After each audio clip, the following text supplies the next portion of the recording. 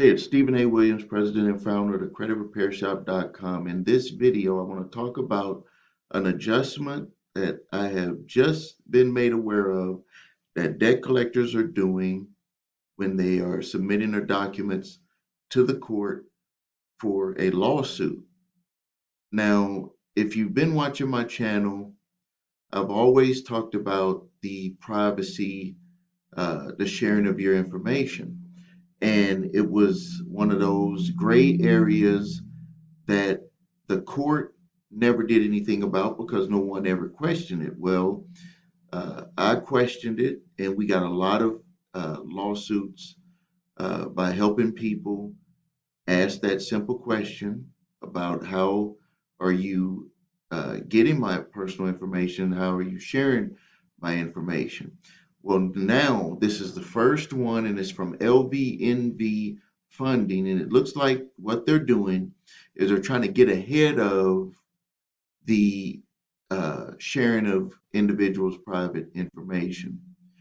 Now, I'm going to tell you straight from the start that there is nothing on this document that the client has signed allowing LVNV or Resurgence Capital, which is stated here, Resurgent Acquisition, Resurgent Receivable, Resurgent Funding, Cash, LLC, LVNV, PYOD, Pinnacle Credit Services, Sherman Originator 3, Ashley Funding Services, SFG, REO, CACV of Colorado, Arson Street Sherman Acquisition LLC. There's nothing that states the client allowed any of them, but what they're doing, and this is similar to a document that they produced when they would make it look like there was an affidavit produced by the original creditor when it was just an affidavit produced by the debt collector stating that they reviewed the documents of the account and they believed that everything was accurate. Even though that's they were getting by with that because they named it, it was a true affidavit, but they misled the court because the court is thinking that that affidavit is with documents from the original creditor that the original creditor viewed and stated uh, on that affidavit when it was just someone from the debt collection company that said, I'm familiar with the bookkeeping records of this company, not the original creditor, and I believe that these documents are true and accurate, and I signed under oath on that affidavit. This is similar. They're trying to make a document, no one signed it, and they're giving this to the court to say that privacy notice is being provided on behalf of each of the following related companies collectively the resurgent companies. Now that you can see all the resurgent companies, it describes the general policy of resurgent companies regarding the personal information of customers and former customers. It does not matter. This document will not work, but we don't know yet, but this document won't work. See, when we challenge the privacy, we're challenging how did you, Resurgent Capital, get permission to view my personal information? Where's the document that was passed over from the original creditor stating that I authorize you to review my personal information? And the reason why that's a hard thing for them to overcome is because do you believe that that original creditor is going to give you a loan, even though they do have all, they do try to cover all their bases, but do you think that they're going to have a document that's put in there to say, if we give it to a debt collector, that you pass over all of your private information to that debt collector, and that debt collector can use your private information as they see fit?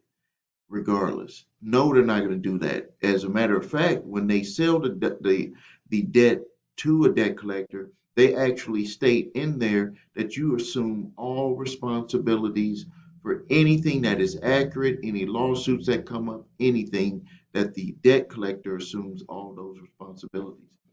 But we see it right here. This is their next move. There's always a next move. That's why we got to always try to stay ahead of the game. But this is their next move, and this is also proven that they have spies that are watching the my YouTube channel, and we've submitted, help clients submit documents to LVNV in response to the court summons, and they've gotten this so many times, had to dismiss based on the privacy notice, uh, that they just thought that this would be a good way to combat that. But in my opinion, I don't think that this will still work, but we don't know. And basically, what they're stating in this privacy notice is that they're collecting information that we receive from your account at the time of purchase or begin to service your account, such as your name, address, social security number, and assets. Information that you may give us through discussion with you or may obtain through your transaction with us, such as your income payment history information that we receive from consumer reporting agencies such as creditworthiness and history. Number four, information that we obtain through third party information such as public records and database that contains publicly available data about you, such as bankruptcy, mortgage filings. All personal information that we collect is referred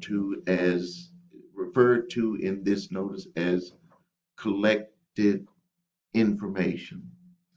So I don't know. I don't know how this is going to hold up because it still does not state that you gave them permission to see your personal information. So we're gonna have to see what happens with this. I'm right now. I'm not gonna go into too much detail, but you can look up the law. I don't want to kind of show my hand to any debt collectors that might be watching this video, but you should read the laws on privacy. Uh, but I mean, if you just want to be with common sense, look at all of the things that they're stating in the news, or that you've read or seen, that talks about the protection of our privacy. States are kind of tightening up those, and so you don't have to dig too deep. I mean, you just have to ask the questions. Show me the documentation that gave you access to my private information. Uh, they're going to show accounts, but they're not going to have any documents to prove that. But they're throwing this in, and we're going to have to see if the court is going to allow this document to stand. So this is a what I call one of my alert videos, because this document here is going to throw a wrench into the game, but we're going to have to see how we overcome that. All right, if you need help with your credit, please visit us at thecreditrepairshop.com. Watch the video, What Makes Us Different, so you can see my 8-point validation process and my 2-phase settlement process. If you have debt collectors that are suing you in court, the link is below this video.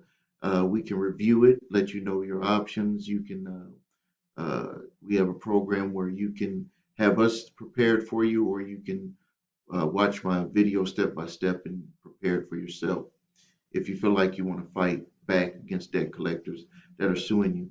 If you need your credit reports and scores, please go to the website your3scores.com. If you have debt collectors coming after you and it's early in the game, you need to do a debt validation. You can grab my 3-pack of letters: cease and desist collection activities letter, debt validation letter, and statute of limitations letter.